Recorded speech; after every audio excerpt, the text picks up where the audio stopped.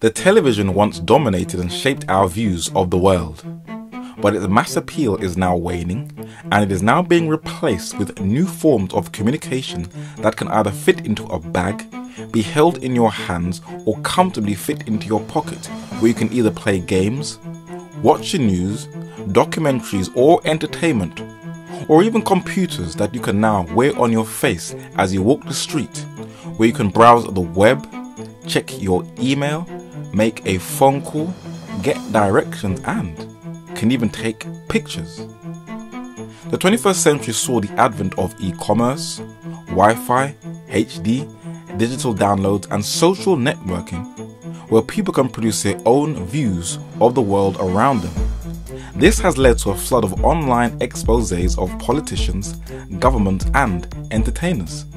But the entertainment industry caught wind of this and decided to hit back. Hollywood actor Matt Damon has a number of adverts about the lack of clean water around the world, and he used the influential power of celebrities and entrepreneurs to get his point across. But what starts off as a humanitarian concern then switches into a mocking rant about the Illuminati. Yeah, I remember when Matt first brought up the idea, it was at a meeting of the Illuminati. Bono was so mad. Oi, Damon! Who let you into our secret Illuminati meeting? No, I get it. We're the Illuminati. We have to be. Whether you believe that the Bavarian Illuminati of Adam Weishaupt is still in existence or not, this advert is both a challenge and a wake-up call to anyone who steps outside of the paradigm of mainstream thinking and reporting and attempts to expose any secret groups and their affiliates. Illuminati, assemble! The Bilderberg meeting does not take any decisions. It doesn't have any resolutions. We couldn't possibly reach decisions because of the range of opinions actually represented there.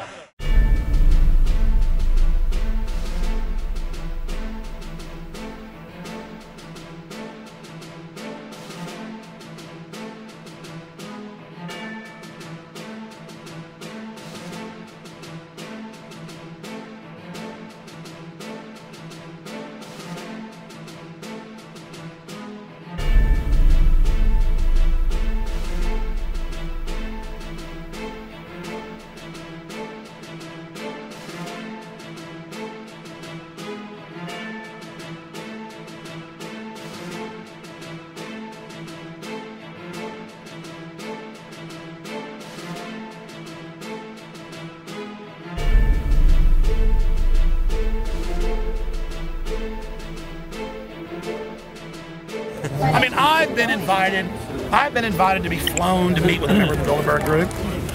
And I was like, well, how would you like to go fly and meet with such and such?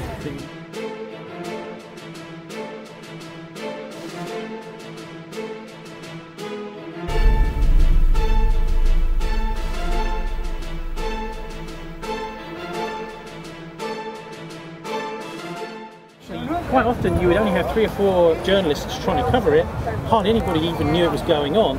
But also the press release by the Bilderbergs, you get that after the conference, after the last car had left. You used to get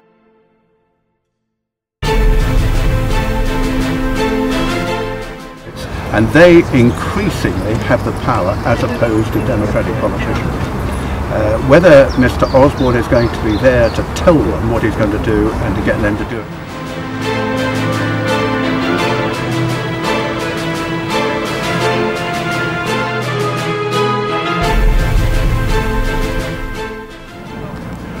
I'm in a place called Watford in Hertfordshire, just outside of central London. And behind me is a place called the Grove Hotel, situated on around a 30-acre estate with around 227 luxury rooms. And in there over this weekend, from June the 6th to the 9th, it's going to be a meeting of a group called the Bilderberg, where the most powerful politicians, technocrats, royalty and businessmen of the West meet in a room and discuss policies which do not go to a democratic table. My objective why I'm here is to see and research the man who has had the most powerful influence of 20th century politics, where most research of Bilderbergs ignore. His name is Joseph Retinger, and although he died in 1960, his influence is still felt till this very day.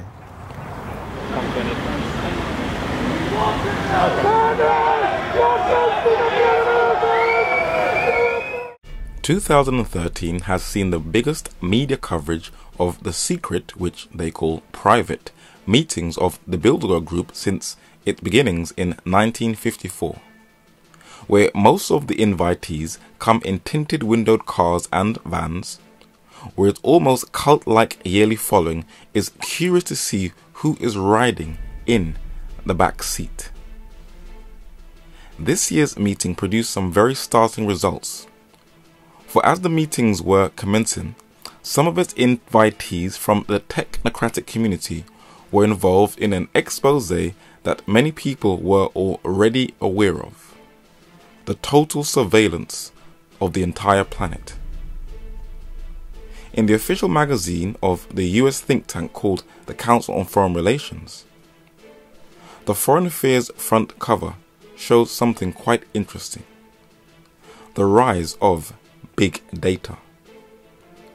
Our technocratic age has its advantages and disadvantages, where we literally have everything at our fingertips.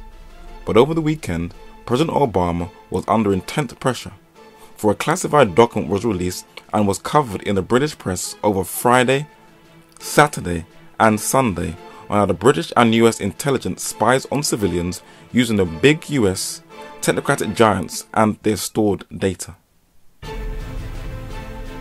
Billionaire Eric Schmidt is not only a member of President Obama's council, he is the current executive chairman of Google and attended this year's Bilderberg conference. Billionaire Jeff Bezos is the founder and current CEO of Amazon.com and also attended, and billionaire Peter Thiel, co-founder of PayPal, and is on Bilderberg's current steering committee. Bilderberg was named after this hotel where its first meeting was held. What is its true purpose? Bilderberg Group, called after the name of the hotel in which the first meeting was held in May 1954 at Kosterbeek in Holland, is best known for the fact that no one knows anything about it. It has an international steering committee of 30 who remain on it until selected for government office when they propose a successor. The committee meet twice yearly to decide who is to be invited and to agree on topics for papers. It is said by some to be a clique of the richest, economically and politically most powerful and influential men in the Western world who meet secretly to plan events that later appear to happen. Bilderberg guests are ministers, chairmen of major banks, leading European industrialists, members in fact of the capitalist dynasties who play leading roles in the economy of the West. Mr. David Rockefeller, chairman of the Chase Manhattan Bank, and Baron Edmund de Rothschild have scarcely missed a year. It is no accident or coincidence that 95% of those that attend belong to what is loosely termed the establishment. Invitees have included Ben Bernanke, current chairman of the US Federal Reserve Bank. One of its longest attendees is Henry Kissinger, who has shed more innocent blood than anyone alive. And its longest member on its board, who attended its very first meeting, is David Rockefeller, who is 2 years away from 100. One of the most powerful men in US politics, lawyer and businessman Vernon Jordan, who has attended many Bilderberg meetings, invited his close friend Bill Clinton. After he attended, Clinton was elected the 42nd President of the United States. But why is there a road named after him, and posters and statues of him in Kosovo, in the Balkans, in southern Eastern Europe? What was he doing for the Bilderbergs there? In 1996, press releases from the New World Order Intelligence Update run by John K. Whiteley said that Clinton, who owes his job to the approval of the Bilderbergs in the 1991 Baden-Baden meeting, would be re-elected, that he would promptly break the promise to bring back American troops from Bosnia, that he would reposition them in Hungary, and that the Bilderbergs had arranged to inflame the Serbs by pursuing war criminals. This failed to incite a Balkan war, hence the Bilderbergs decided to utilize Kosovo instead. Many believe that the Bilderberg are behind the North American Union and attempt to merge Mexico, the United States and Canada with a single currency. But Bilderberg's core base and its prominent members are from Europe. Eurosceptics were likely to be concerned from a group whose steering committee included 5 prominent European integrationists. The former head of MI6, Sir Richard Dearlove, has attended on invite. The former head of NATO, Jaap de Hoop Scheffer, has attended. Euro-federalist and Germany's current Chancellor Angela Merkel has attended, as well as the Italian economist and Italy's last Prime Minister, Mario Monti. Some of the most powerful individuals in every sector attended the 2013 Bilderberg meeting. General Olivier de Biavinchov, commander of Eurocorps. Martin Wolf, chief economic commentator of the Financial Times. Swiss banker Joseph Ackermann. And Peter Vosser, the current CEO of oil company Anglo-Dutch Shell. On the Bilderberg Steering Committee is Dr. Thomas Enders, the Chief Executive of the European Defence and Space Company. Finnish businessman Jorma Ollila, a former CEO of Nokia and Chairman of Shell. Swedish banker Jacob Wallenberg, who serves on the board of Ericsson and Coca-Cola. British Conservative politician Kenneth Clarke, who attended this year's meeting, and a Member of Parliament. And one of the most powerful influential Catholics in Britain, Marcus Agues, former group chairman of Barclays, who currently serves on the BBC's new executive board as senior non-executive director. And Peter Sutherland, another influential Catholic, chairman of Goldman Sachs International, chairman of London School of Economics, and a financial advisor to the Vatican. He also, when BP POS wanted European integration. Its chairman have also been European. The current chairman is the head of the French insurance group AXA, Henri de Castries, who was at this year's meeting. His predecessor Etienne Davion, the former vice chairman of the European Commission, also attended. Peter Carrington, the former British Foreign Secretary and the 6th Secretary General of NATO, also attended this year. The British banker and the economist, the late Eric Rolle, was chairman number 4. The former British Prime Minister, the late Alex Douglas Home, was chairman number 3. And Walter Skill, the German Lutheran politician who is still alive, was number 2. But its first chair was a German royal who married into the Dutch nobility, His Royal Highness Prince Bernhard of the Netherlands. His eldest child, Princess Beatrice, still attends many of the meetings, including the 2013 one this year. But the real brains of the Bilderberg has been mysteriously overlooked.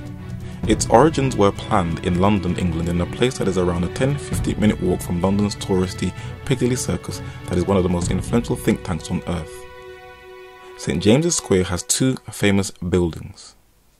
One is the headquarters of the 5th largest company in the world, the British oil company BP. But the other is called Chatham House, also known as the Royal Institute of International Affairs. Some of the most famous in military, banking and politics give lectures there, such as Anders Fogh, the current Secretary General of NATO, the 2013 Bilderberg attendees, Britain's Chancellor of the Exchequer George Osborne on the left, and Christine Lagarde, the current Managing Director of the International Monetary Fund on the right, and the first and current President of the European Union, Belgian politician Herman Van Rompuy, whose Roman Catholic vision of a European confederacy is shared by both the last Pope, Benedict XVI, and the present Pope, Francis I. It was in this building, the Castle of the Valley of the Duchess, where he rose to fame.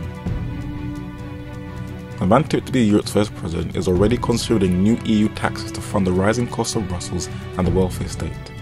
Herman Van Rompuy, the Belgian Prime Minister, broke his silence before Thursday's summit to choose the president, but only at a meeting with the secretive Bilderberg group. Mr. Van Rompuy's contentious remarks were aired privately amid the grand surroundings of the Castle of the Valley of the Duchess near Brussels. The chateau hosted the talks on the Treaty of Rome in 1957 that launched the European Union. The famous globalist and British historian Arnold Joseph Toynbee, the Chatham House Director of Studies from 1925 to 1955, allowed a man an opportunity to give a lecture in there. To a young man like myself, educated in a devout Catholic atmosphere, in 1924, wrote Retinger, I became imbued with the idea of the unity of Europe. In 1946, I felt the time had again come to make a new effort in the direction of the unity of Europe. I made a start by giving a lecture at the Royal Institute of International Affairs at Chatham House on May the 7th under the title European Continent. Joseph Retinger was a Polish political advisor known as the architect of post-war Europe. He was described by his contemporaries as a short, big-jawed chain smoker with tinted blue spectacles who was highly opinionated and did not take kindly to any opposition.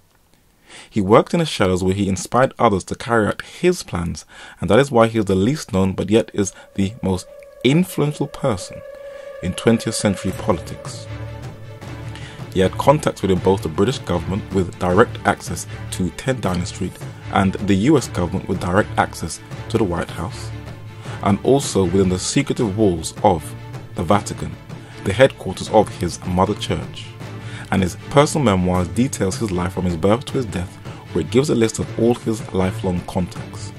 While in England, he became close friend and secretary to fellow Pole Joseph Conrad, the man considered as the great English novelist. Through his guardian, the huge landowner Count Zamoyski, he acquired contacts with influential Poles. One of them was Polish priest Vladimir Ledochowski, the superior general of the Jesuits. He was close to the Polish Prime Minister General Sikorski, who was exiled during the war, where Retinger became his political advisor. While in Mexico, he became a political advisor to Mexican President Plutarch Calles.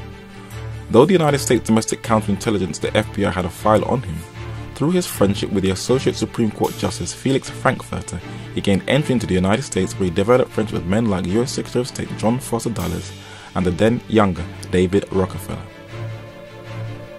From early, he acquired friendships with the Catholic hierarchy, with the French Cardinal Baudouin, rector of the Catholic University of Paris, and Italian Bishop Cardinal Fernando Center, who assisted Retinger in his European Unity project, as well as the former Vatican librarian and Italian President Alcide de Gasperi. He arranged a meeting with Dr. Luigi Gedda, who was the private doctor of Pope Pius XII, and that resulted in a secret liaison in 1950 in the Vatican to unite Catholicism and Protestantism between the Vatican Secretary of State Monsignor Giovanni Montini and the pipe-smoking Anglican priest Canon John Collins. But his base was in London, England, where he was first introduced into British political circles, where he became close with British Prime Minister Herbert Asquith. But it was his friendship with Prime Minister Winston Churchill that catapulted his vision of European unity, and unlike others before him, he learned that the smartest way to make Europe into an undemocratic confederacy is not through the force of war, but via treaties, where his agenda was first formulated at the Hague Congress in May 1948, as he documented in his memoirs. At the Hague, we laid the foundation for all that was to mark the progress of the European idea in the next decade. All the great treaties were rooted in this fertile and daring Congress. At the same time, he set down the principle and doctrine of European unity. The Congress lasted from the 8th to the 10th of May. I was grateful to Her Royal Highness Princess Juliana, now Queen of the Netherlands, for her kindness and for the help and advice she and her husband Prince Bernhard gave us so freely. Prince Bernhard and his Dutch wife were instrumental in Retinger's vision, but it was a former German SS officer who worked for the chemical company IG Farben and his vast network of contacts that made Retinger and his Bilderberg Eurovision possible. This is the photo of the first Bilderberg meeting in 1954, and when zoomed in at the front table is Retinger on the left and Prince Bernhard on the right. But how was this meeting financed? Retinger used the office of his close friend Paul Reichel, the chairman of Unilever, and there thousands of US dollars were poured into Retinger's European movement by the US intelligence, who were members of the American Committee for United Europe. And London's Daily Telegraph in the year 2000 documents who these men were. Catholic lawyer, diplomat and intelligence officer William Joseph Donovan, who was awarded a papal knighthood for being the father of US intelligence. Alan Dulles, diplomat, banker and lawyer and a director of the CIA. And Walter Bedell Smith, former United States Army general and also a director of the CIA. In Prince Bernhard's biography, it has a very powerful quote on the influence of the Bilderberg. It is by George McGee, a US diplomat and a Bilderberg attendee. He was on record when he says, "When asked for an example of a Bilderberg accomplishment, George McGee said, 'I believe you could say the Treaty of Rome, which brought the common market into being.'"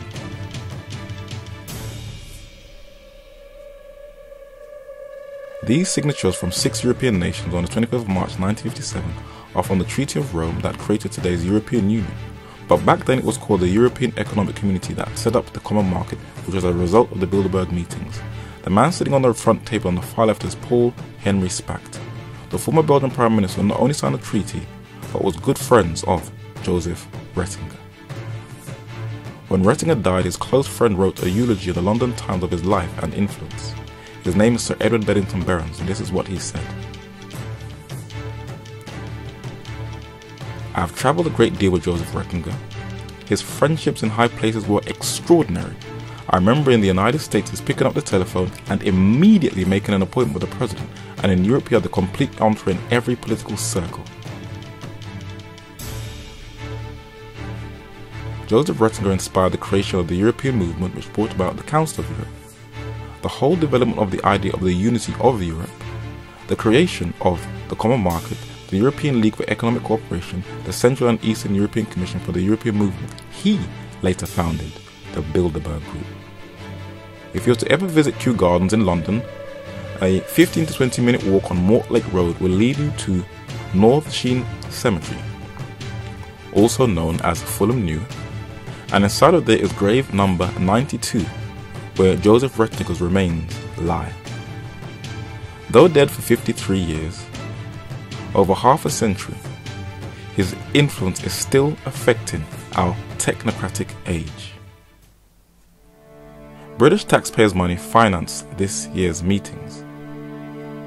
But Britain, since Henry VIII severed it from the European continent in 1534, has never wanted to integrate back in. Why is that? One book tells us why. The first and possibly most important statute in British constitutional history, the Magna Carta, is destroyed by a treaty of the European Union, which deceases all free men of their liberties and free customs under the law of this land, and by subjugating their government to the extension of the powers of the European Commission. Here is a card at this year's Bilderberg Conference. There is a Magna Carta monument in Runnymede which celebrates modern liberties. And all around the British Isles, there are monuments that commemorate this almost 800-year-old tradition, which protects us from torture and tyranny, where the names of the barons who pressured the English monarch to sign it are etched in wood. It was in 1215 to protect the British Isles from the tyranny of torture and the denial of trial by jury by the Roman Catholic Inquisition of Pope Innocent III. But now we are seeing a very subtle resurgence of that medieval tyranny as a result of Bilderberg gatherings. And the current British Prime Minister, David Cameron, is continuing this Bilderberg European superstate agenda, for he also attended this year's 2013 Bilderberg meetings. The Bilderbergs have constantly targeted politicians before they reach the highest level. Examples include Harold Wilson, Edward Heath, Helmut Schmidt and Tony Blair, and this talent spotting seems to be rather more than just a matter of luck. These men, before they became Prime Minister of the UK, the late Harold Wilson, the late Edward Heath and Tony Blair, attended each a Bilderberg meeting where they signed away Britain into Europe without the people's consent. And this made them very disliked leaders, for their agendas were outside of the British Constitution. But the woman who was just buried 2 months ago in April 2013 attended a Bilderberg conference in 1977 in Torquay, England, but she refused to follow Joseph Retinger's vision of integrating Britain into Europe. Her recent death showed how much she was loathed by the British people, especially the miners, working class and those in the black community. But as she didn't come in line with the European integration plan, her cabinet turned on her. Why? Perhaps the Bilderberg's biggest coup was the removal from office of Margaret Thatcher in November 1990, which had been planned at a meeting on the island of La Toja off the Atlantic coast of Spain on the weekend of the 11th of May 1989. It is not just secular Eurocrats pushing for an integrated Europe. The hidden player usually ignored by mainstream media and alternative media is the papacy, and her newspapers openly show her objectives, as well as Barclays Bank. And she can silence politicians who truly expose her true objectives. The May to June 2013 Foreign Affairs magazine gave a Catholic journalist a slot to show who destroyed European unity. The 16th century Protestant Reformation further damaged Christian unity, she says. This poster of the EU shows European unity as a restoration of the Tower of Babel. And the Roman Catholic Church, with their crass literalism, believes that the woman in Revelation chapter 12 verse 1 is not a symbol representing the church, but Mary herself. And with a halo of 12 yellow stars on a blue background, this has become the insignia of the EU. It is true that the 12-starred European flag was first designed for the Council of Europe, but the idea for a ring of stars with which the Turks remain derived from the stylized halo above a picture in Strasbourg of the Virgin Mary. The European flag was adopted by the European Community on December 8, 1955, the feast of the Immaculate Conception of the Blessed Virgin Mary. In man's drive to create a European confederacy, they are unaware that one book said it will never happen. This book said the kingdom will be partly strong and partly divided, and the iron and the clay will not mix. Okay, so you looked at the life of Joseph Retinger, and we see that his ideas of creating a European confederacy is not original. Charlemagne tried to do it, Napoleon tried to do it, Hitler tried to do it, and I'm going to show you, and I'm going to take on a journey from Babylon to this very day and show that Joseph Retinger's idea of, you could say, a one world government is not original. And one man recorded how these empires would rise and fall. His name is Daniel. The London Guardian used the book of Daniel as satire to criticize the horrific policies of the Bush administration. Jesus said that it is an important book to study when following the movements of the end times. But who will be able to decipher its hieroglyphic language? It says, only the wise. In 2 chapters it records the rise and fall of 4 world major empires. In chapter 2 it starts from Babylon, symbolized as a head of gold, and other successive empires represented by different metals would succeed one another. In the 7th chapter of Daniel, the 4 kingdoms are symbolically called beasts and are represented by 4 different ferocious animals. The first is Babylon, represented as a head, also represented as a lion. This is succeeded by Medo-Persia. Medo-Persia is then succeeded by Greece, whose influence is still felt on Western culture to this very day. And Greece is then succeeded by Rome in both its pagan and its papal form. In the 19th century, a book was written in response to an attack on Daniel. The assault was by an Anglican cleric, Frederick William Farrar, who was the canon and archdeacon of Westminster Abbey and the Dean of Canterbury, who criticized and tried to ridicule the whole book of Daniel. But Sir Robert Anderson defended it with zeal, for he was not only a Bible scholar, but he was also the Senior Commissioner of London's Metropolitan Police of Scotland Yard.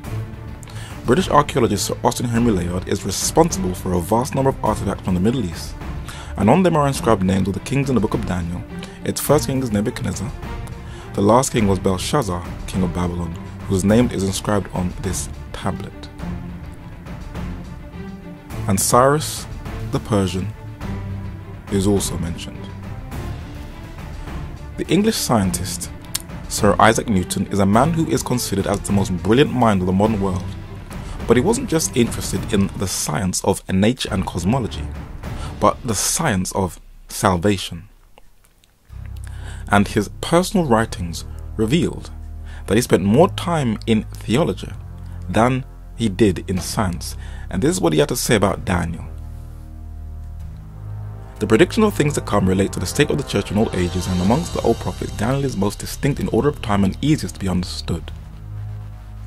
Daniel was in the greatest credit amongst the Jews till the reign of the Roman Emperor Hadrian, and to reject his prophecies is to reject the Christian religion, for this religion is founded upon his prophecy concerning the Messiah. Now in this vision of the image composed of 4 metals, the foundations of all Daniel's prophecies is laid.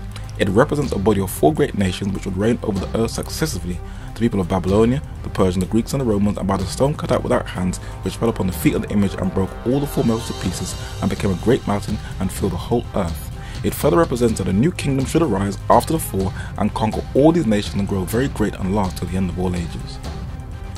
The prophecies were based upon the vision by a king called Nebuchadnezzar. No images of him have survived, but this is an artist's impression from a video game. The Babylonian kingdom is symbolically represented as a lion with eagle's wings. One of the oldest deities of ancient Babylon is Umdugud, who has the head of a lion and the wings of an eagle. Babylon is also symbolized as the head of gold. Our modern day Western culture depends heavily upon Babylon, including our very alphabet, which can be traced with. But which race founded Babylon?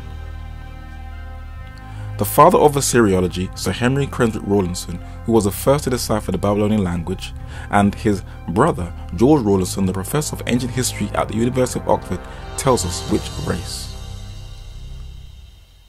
Nimrod and his people, the conquering race which first set up a monarchy in Lower Mesopotamia, Sir Henry Rawlinson, the earliest decipherer of ancient Babylonian monuments, led him to the conviction that the dominant race in Babylonia at the earliest time to which the monuments reached back was Cushite.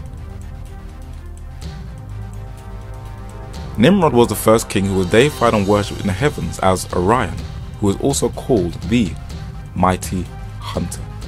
Many of the gods in the ancient world were depicted as black or had the racial characteristics of an African in memorial of this first king. He is also known for clearing wild animals off the plains of Shinar and was revered as the horn god, not only in Babylon but throughout different parts of the world. Babylonian kings also wore the horn crown as well as Viking and Anglo-Saxon warriors. It was the Cushites who laid the first foundation for that idolatrous system of Babylonia, and the double-feathered headdress their kings and chiefs wore were adopted by the pharaohs of Egypt and also the kings of Babylonia. But it was the Semites who later came to dominate that region.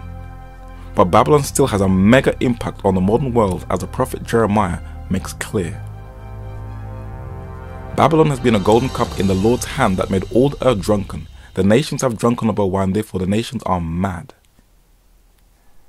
Though no longer an empire, its system of thinking still survives. One book documents this. It is called Chaldean Astrology and Magic, which documents that it was culture of nature worship. They revered trees and held them to be very sacred. And we can still see that this nature worship is being restored via the most powerful flicks to mesmerize audiences. On this cylinder you can see the sun god Shamash rising out of the mountains in the center, and the water god Enki with fish coming out of him. And this nature worship with its vegetation deities has not died, for man still lives out the very culture of Babylonia, as can be seen in this film, Epic. Astrology dominates nearly every culture on the entire earth. The antiquities scholar E.A. Wallace Budge tells us it can be traced back to Babylon. And as we can see, these artifacts discovered in the 19th century that were excavated from Babylon clearly shows that the astrological gods of Babylonia are still revered till this very day. The nature deity with the lightning bolt or the pitchfork can be seen in some of the most influential films. But it is not a Greek deity it comes from, but from Babylon, passed down into also Assyria.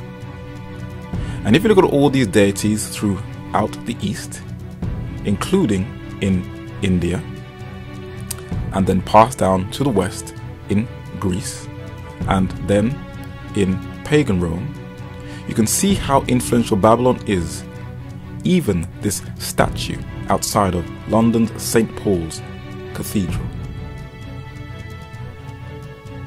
The late Manly P. Hall was a Canadian esoteric scholar and a Freemason who documented in his Secret Teachings of All Ages that the pentagram is the most darkest symbol in the occult. Its origins are from Babylon, as can be seen from this artifact.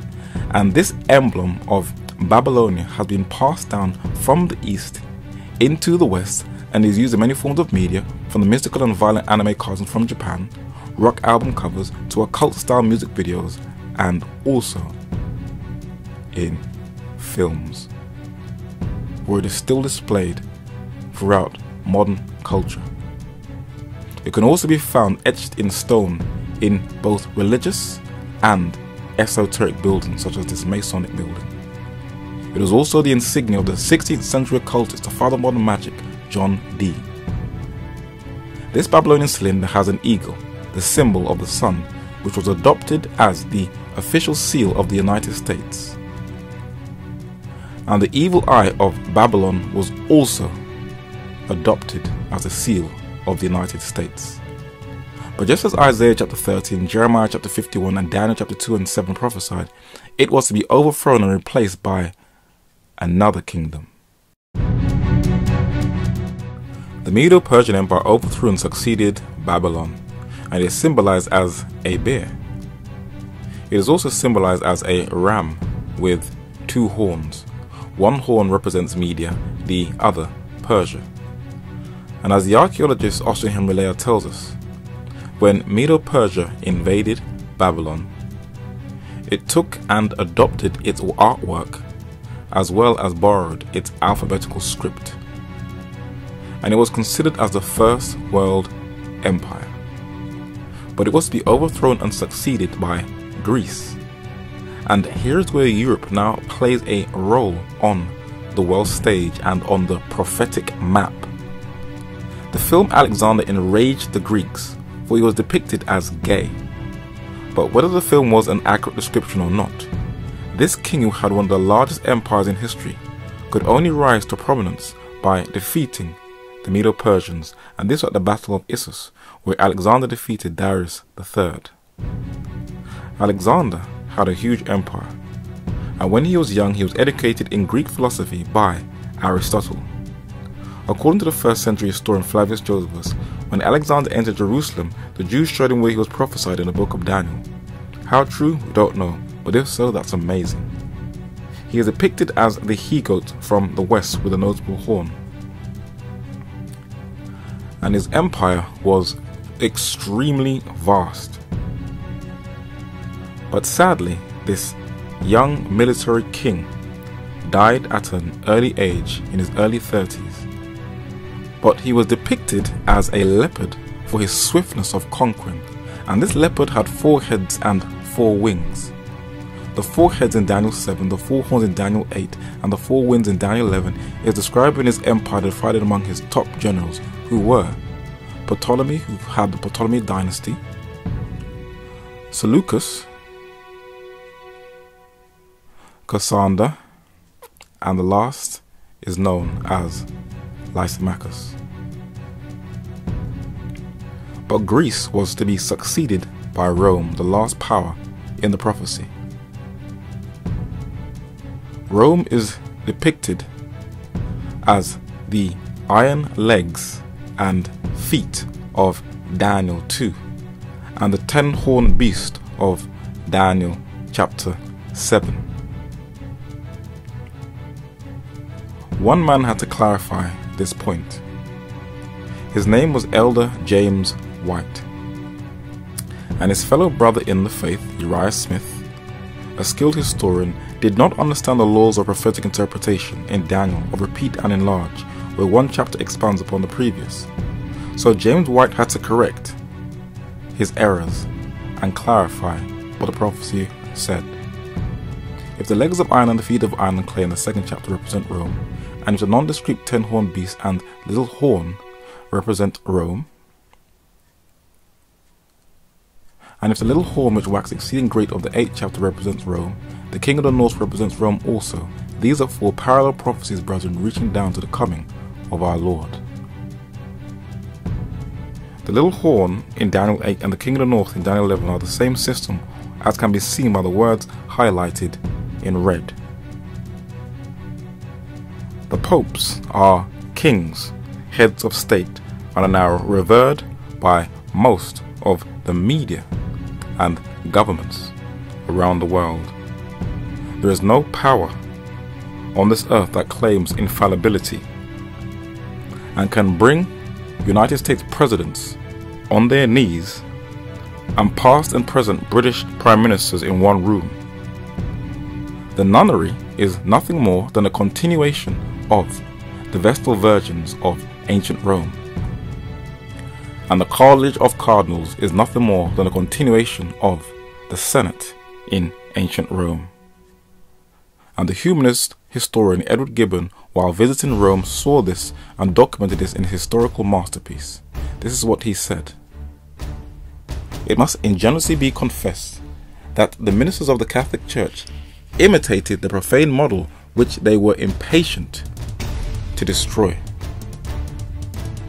But when he described the rise of pagan Rome, he amazingly uses the language of Daniel chapter 2. This is what he said: "The arms of the Republic, sometimes vanquished in battle, always victorious in war, advanced with rapid steps to the Euphrates, the Danube, the Rhine, and the ocean. And the images of gold or silver or brass that might serve to represent the nations and their kings were successively broken by the iron monarchy of Rome."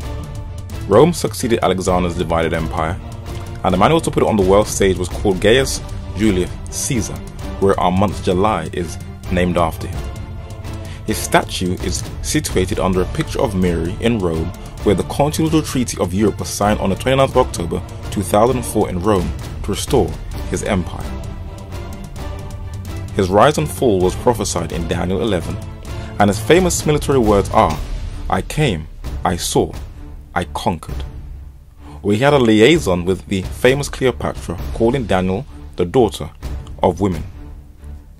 He recorded his military defeats in his famous work, The Gallic Wars and the Civil War, where his triumph came when he defeated the Gauls, who are called in the Bible in the New Testament the Galatians.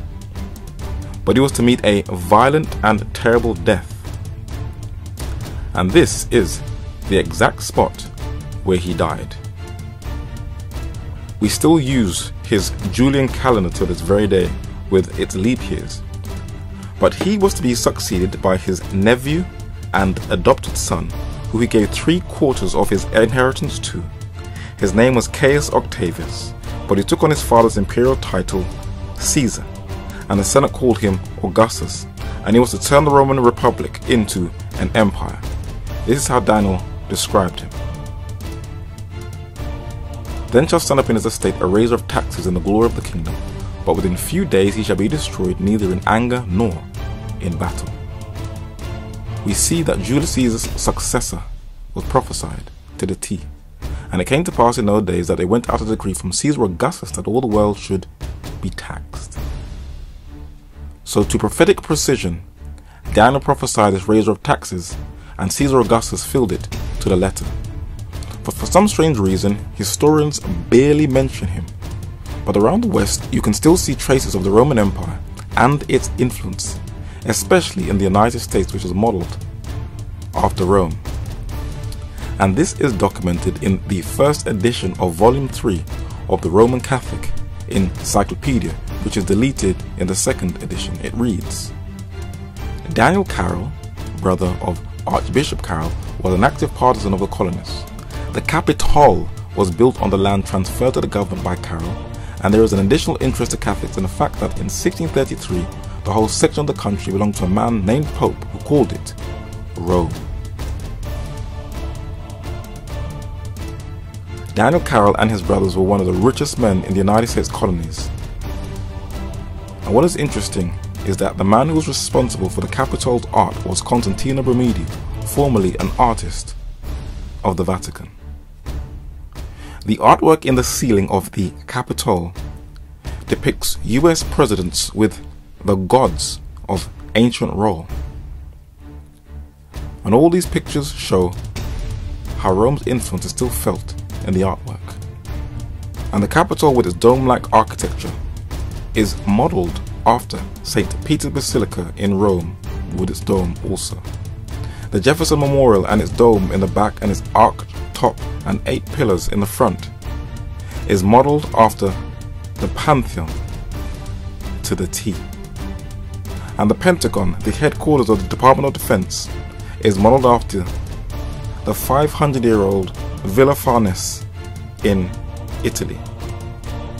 And the US architect of these buildings was a Jesuit-educated Catholic, John McShane.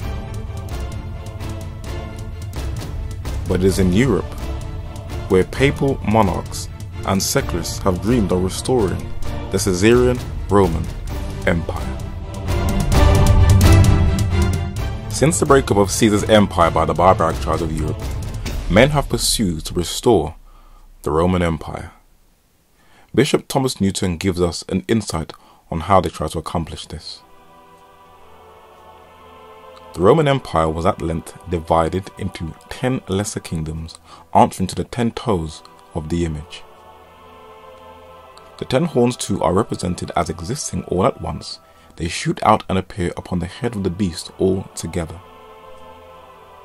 We must therefore look for the 10 kings or kingdoms where only they can be found amid the broken pieces of the Roman Empire. But the prophecy is clear this will never be restored, ever.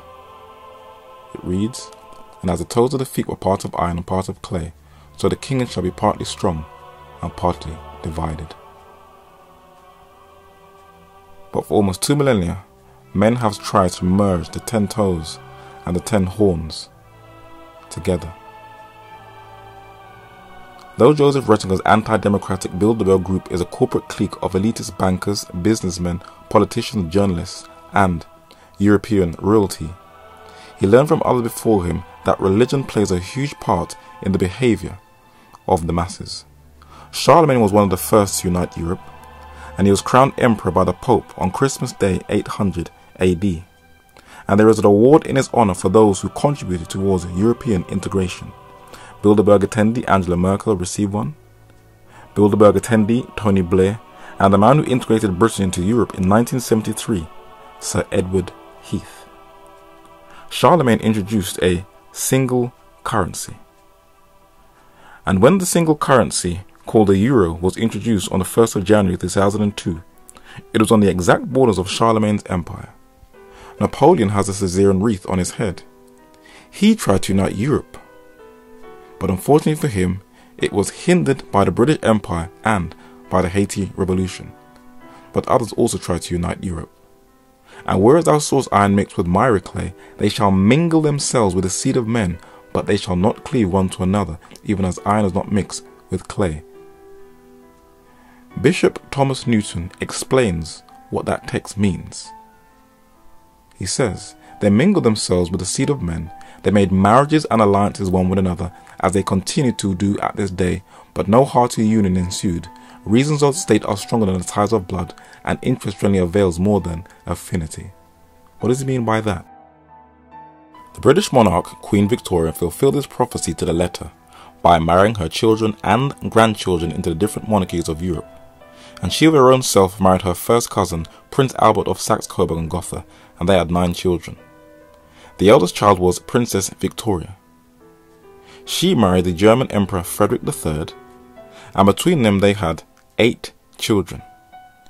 The eldest child was Queen Victoria's first grandchild, Kaiser Wilhelm II, and their 7th child, Sophie, married Constantine I of Greece. Victoria's second child was Edward VII, who succeeded her after her death. He married Princess Alexandra of Denmark, and together they had 6 children. Their 5th child, Princess Maud, married her Danish cousin Haakon VII of Norway. Victoria's 3rd child, Princess Alice on the right, married a German royal Louis IV, Grand Duke of Hesse. Their 6th child, Alice of Hesse, married Tsar Nicholas of Russia. Queen Victoria's 4th child, Alfred, Duke of Saxe-Coburg and Gotha's eldest daughter, Princess Maria of Edinburgh, married Ferdinand I, King of Romania. Here is a photo of Queen Victoria with Princess Victoria Eugene of Battenberg, who was the 2nd child of Queen Victoria's 5th, Princess Beatrice. Princess Victoria Eugene on the right, and her parents seated with her husband-to-be on the left. She married Alfonso XIII of Spain. King George V on the right, son of Edward VII, looks strikingly similar to his cousin by marriage Tsar Nicholas of Russia. And Victoria tried to merge the families of Europe by intermarriage. But her dream of uniting Europe was to be crushed by one of her own family members who also wanted to unite Europe, her eldest grandson, Kaiser Wilhelm II. And one book documents and knew that World War I was coming. It was by the prophetic Protestant historian J.A. Wiley. Europe, at this hour, nations are continuing on the brink of war. Their armies are going to be enormous, and should conflict arise, the destruction of human life be prodigious and beyond all former precedent. Wiley continues to say that the British Empire is a colossus, no doubt, but there is some reason to suspect that it has come to stand on the feet of clay. If the winds of home insurrection or the tempers of foreign war should begin to blow, where would our empire be? Might not the iron and the clay fall asunder? The arms companies profited well from Great War, but though it has been called a world war, it was a European war where all the former European colonies and allies around the world got drawn in, and just as Wiley said, the cost of human life was horrific. It ended in 1918, and there are memorials all over the world to testify to that global bloodbath. But as the prophecy said, the kingdom shall be partly strong and partly broken. One system tried to attempt to restore this. Vatican City attempted to unite Europe in the most daring venture ever, and one man by the name of Avro Manhattan documented the catastrophic effects of her Eurovision. World War I was more destructive than the 901 major wars of the past 2,400 years, 7 times more destructive than them combined. World War II was 4 times worse than World War I. The Catholic Church is convinced that whoever controls Europe will control the Western world. Napoleon, Hitler and Stalin all thought the same, and history has confirmed the validity of this postulate. The United States, as an extension of the cultural dynamism of the old world, is still umbilical to Europe. Therefore, such a premise has serious implications for the whole of North America. If you were to ever visit London, England, there are monuments all over that witness to the second attempt to unite Europe, with millions of names etched in stone. This was sadly the most daring attempt to restore Caesar's empire. Roman emperors greeted their generals with outstretched arm and hand raised, as well as the Roman soldiers. And throughout the whole of Catholic Europe during the Second World War, the Caesarean salute was not only done by heads of state, but as you can see, also by the support of the Roman Catholic clergy. The hand that was dedicated to the god Jupiter in ancient Rome and the temples was adopted by the popes, and it also became one of the oaths of the soldiers of Nazi Germany. The swastika is from India, but it was adopted in ancient Rome, as you can see from this vase. And the eagle standard of the god Mars was adopted by Roman soldiers. These later became symbols of Nazi Germany. The fasces was a bundle of rods with an axe and were a sign of imperial authority in ancient Rome, and this was adopted by Benito Mussolini of fascist Italy.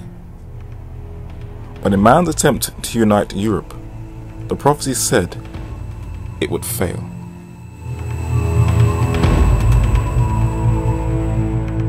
The United States government, the distant relatives of those in Europe, wanted to strengthen the European continent against the growth of communist Russia. So she pumped in millions of US dollars into this venture after the Second World War, and this operation was named after one of the men in the Truman administration. His name was General George Marshall. And the object of the Marshall Plan of 1947 was to rebuild West Germany and regard Europe as one. This was supported by a Catholic plan called Little Europe, which was masterminded by Pope Pius XII and Konrad Adenauer. Konrad Adenauer, the Chancellor of Germany, attempted over again to unite Europe with Germans, French, and Italians with similar boundaries to Charlemagne's empire.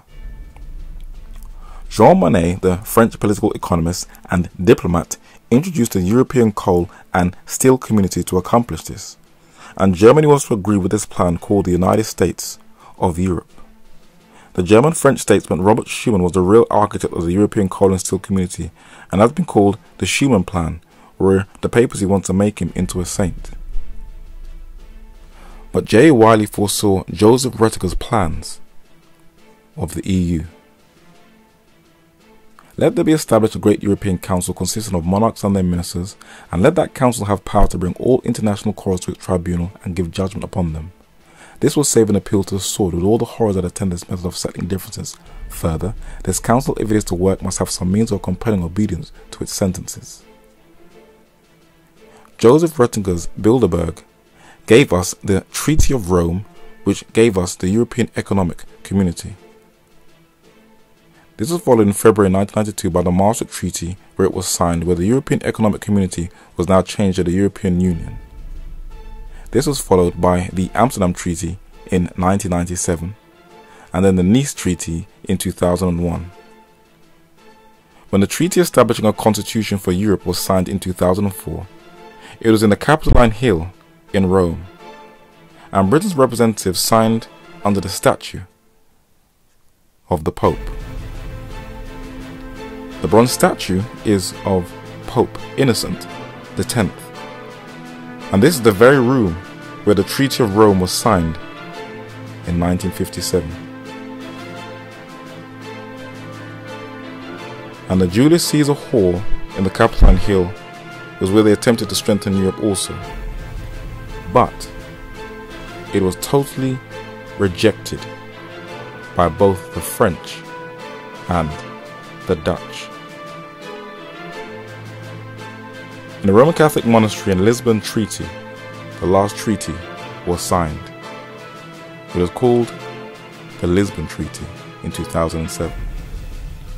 This was also rejected by many in Europe, especially the Irish, who didn't want to have nothing to do with it.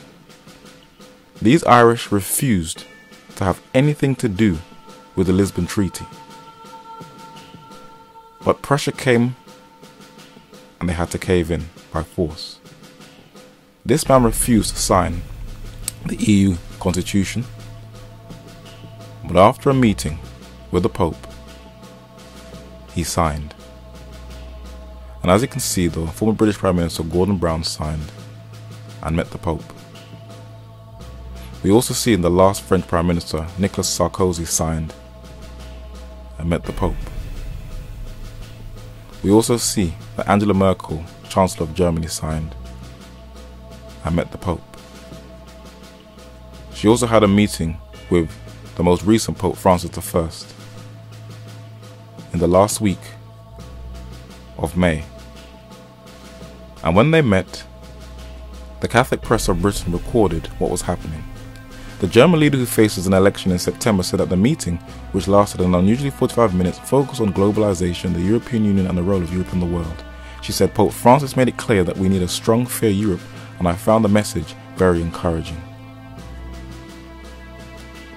In man's attempt to unite the European continent, the prophecy in Daniel chapter 2 said that this venture would always fail. So what is the end of the prophecy? What is the fifth kingdom to succeed? In the opening stages of the 21st century, we have seen a massive influx of apocalyptic and gloom and doom films. But the sad deception is, in all these films, despite them showing aliens or meteorites, they sadly show that man can save himself. And this is one of the biggest and saddest deceptions, that man thinks he can redeem himself from what's to come. Today we are cancelling the apocalypse! Unfortunately, the apocalypse cannot be cancelled, for God is going to start all over again by burning up this earth. But the prophecy tells us who will inherit the fifth kingdom. And the seventh angel sounded, and there were great voices in heaven saying, the kingdoms of this world are become the kingdoms of our Lord and of his Christ, and he shall reign forever and ever. But who will reign with him? But the saints of the Most High shall take the kingdom and possess the kingdom forever, even forever and ever. while many are intrigued with the Bilderberg and its secrecy. Those who study prophecy will always have a foreknowledge of things to come. They will always see things way ahead of its time. And while people are intrigued by these different meetings, the plans of Retinger still goes ahead. And as the prophecy said, it will always fail.